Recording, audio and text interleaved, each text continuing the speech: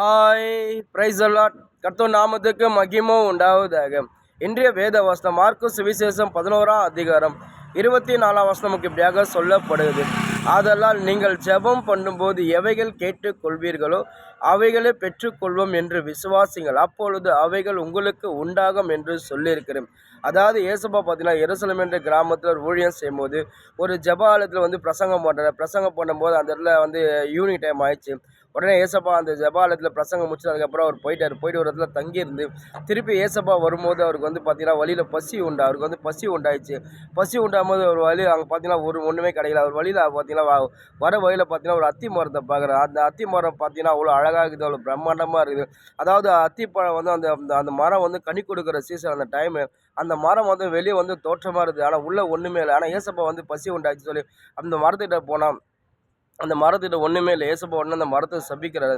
அந்த மரம் பட்டு போச்சு. ஆனால் அந்த மரம் மாயமாக இருந்தது. ஒரு மரம், அந்த மரம் அது ஒன்றுமே இல்லை, அது வெறுமையாக இருந்து சொல்லி ஏசப்பா அதை சபிச்சாரு. அது ஒன்று பட்டு போச்சு. இதை கண்டு சீசர்லாம் ரொம்ப ஆச்சரியப்பட்டு, ஆண்டவர் நீ சொன்ன போல இந்த ரபி நீங்கள் சொன்ன போல இந்த மரம் பட்டு போச்சு சொல்லும்போது ஏசப்பா என்ன சொல்கிறாரு, அதாவது என் நாமத்தில் நீங்கள் விசுவாசமாக நீங்கள் சந்தேகப்படாமல் நீங்கள் உறுதியாக நீங்கள் அறிக்கையிடும் போது எது நீங்கள் சொல்கிறீங்களோ அதுமாதிரி நடக்கும். நீங்கள் எவைகள் கேட்டு அதை பெற்றுக்கொள்வீங்க. நீங்கள் ஜெபம் பண்ணும்போது நீங்கள் உறுதியாக நீங்கள் விசுவாசமாக இடத்துல இது வேணாம் ஆண்டவரே, நீங்கள் நீங்கள் கேட்கும் போது நிச்சயமாக அது உங்களுக்கு கொடுப்பேன். நீங்கள் ஆண்டவரே எனக்கு நீங்கள் இது செய்யுங்க சொன்னால் நிச்சயமாக நான் உங்களுக்கு செய்வேன். நீங்கள் ஜெபிக்கும் போது நீங்கள் விசுவாசமாக நீங்கள் கேட்கும்போது நீங்கள் பெற்றுக்கொள்வீங்களோ அது நீங்கள் முதல்ல விசுவாசிங்க. நீங்கள் விசுவாசி எல்லாவற்றையும் பெற்றுக்கொள்வீங்க சொல்லி ஏசப்பா சீசரில் பார்த்து சொல்கிறார். இன்றைக்கி நம்மளோட வாழ்க்கை நம்ம ஆண்டவருடைய பிள்ளையாக இருக்கும்போது நம்ம ஜெபிக்கிற ஜெபம் நம்ம ஒரு விசுவாச ஜெபமாக இருக்குது. நம்ம வாழ்க்கையில் என்ன வேணும் ஏசப்பா நிச்சயமாக கொடுப்பாரு. வேதம் அப்படி தான் சொல்லுது, நாமத்தில் எதை கடல அது உங்களுக்கு செய்வேன்னு சொல்லி வேதம் சொல்லுது. அவர் நாமத்தில் நீங்கள் விசுவாசமாக எதை கடல ஏசப்பா நிச்சயமாக செய்வார். ஒன்று நம்ம ஜெபம் பண்ணும்போது ஆண்டவரே எனக்கு இது வேணாம் ஆண்டவரே, இந்த காரியம் வேணும் எனக்கு ஆண்டவரே, இந்த காரியம் நடந்தால் எனக்கு நல்லா இருக்கும்னு சொல்லி நீங்கள் ஏசப்பாகிட்ட கேட்கும்போது அது விசுவாசமாக கேளுங்க. ஏசப்பா நிச்சயமாக எனக்கு தருவார் சொல்லி நீங்கள் விசுவாசமாக கேட்கும்போது நிச்சயமாக நீங்கள் விசுவாசமாக பெற்றுக்கொள்வீங்க.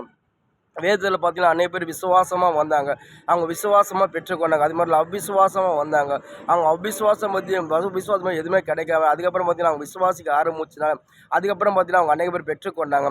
ஏன்னா விசுவாசத்தினால் நம்ம இயேசுவாகிட்ட எல்லாத்தையும் பெற்றுக்கொள்ள முடியும். நீங்கள் உங்களோட வாழ்க்கையில் சரி நீங்கள் ஜபிக்கிற ஜபம் விசுவாசமாக நீங்கள் ஜபிக்கும் போது எல்லாவற்றையும் பெற்றுக்கொள்ளுங்க. ஒரு துளி கூட நீங்கள் சந்தேகப்பட, அதுதான் இயேசுவா சொல்கிறாரு, என் நாமத்தை நீங்கள் சந்தேகப்படாமல், என் வார்த்தை நீங்கள் சந்தேகப்படாமல், செய்கிற அற்புதங்களை சந்தேகப்படாமல் நீங்கள் விசுவாசமாக நீங்கள் எதை கேட்குறீங்க அது நிச்சயமாக நான் உங்களுக்கு கொடுப்பேன்னு சொல்லி ஏசப்பா சீசனில் பார்த்து சொல்கிறாரு. இன்றைக்கி நம்மளோட வாழ்க்கை ஆண்டவருடைய பிள்ளையாக இருக்கும்போது நம்ம ஜெபிக்கிற ஜெபம் நம்ம வாழ்க்கையில் என்ன வேணுமோ நம்ம ஜெபிக்கும் போது கர்த்தர் கொடுப்பாரு. நம்ம விசுவாசமாக ஜெபிக்கும் போது நம்ம பெற்றுக்கொள்வோம். அதை உறுதியாக நம்பும் போது நிச்சயமாக நம்மளுக்கு கிடைக்கும். அதுதான் பவுல் சொல்கிறார், நீங்கள் ஒன்றை குறித்து கவலைப்படாத, எல்லாவற்றையும் குறித்து விண்ணப்பத்தோடு சோத்தோடு ஜபத்தினால் வேண்டுதலாக தேவனுக்கு தெரியப்படுத்துங்கன்னு சொல்கிறார். நீங்கள் எதை குறித்து கவலைப்படாதீங்க. நீங்கள் ஜபிக்கும் போது ஆண்டவரே எனக்கு இது வேணாம் ஆண்டவரே சொல்லி நீங்கள் கர்த்தருக்கு தெரியப்படுத்துங்க. நீங்கள் தெரியப்படுத்தும் போது ஏசப்பா நிச்சயமாக உங்களுக்கு அது உங்களுக்கு கொடுப்பாரு. அநேக பேர் வேதத்தில் அப்படி தான் ஜெபம் பண்ணாங்க.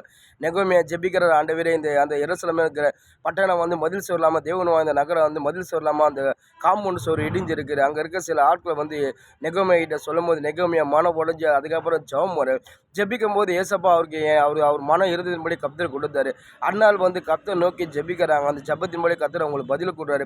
ஆபிரகாம் கர்த்தர் நோக்கி ஜெபிக்கிறார், ஜெபத்தின்படி கர்த்தர் ஆபிரகாம் பதில் கொடுறாரு.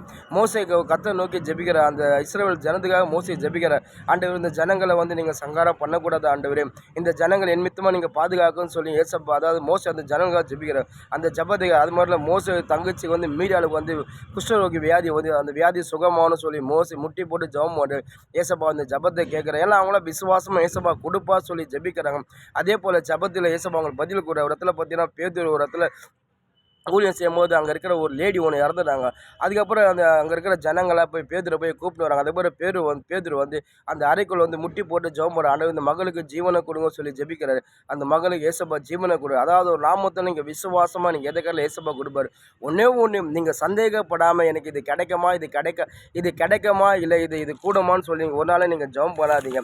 எது ஜெபிச்சாலும் கர்த்தர் எனக்கு கொடுப்பாரு சொல்லி நீங்கள் விசுவாசிங்க, நிச்சயமாக உங்களுக்கு கொடுப்பா. அதான் வேதம் சொல்லுது, நீங்கள் கடுகளுக்கு விசுவாசமாக இந்த மலையை பார்த்து நீ பெய்ந்து சமுத்திரம் தள்ளு உண்டு போ என்று சொன்னால் அது சொன்னபடி ஆகும் என்று சொல்லி வேதம் சொல்லுகிறது.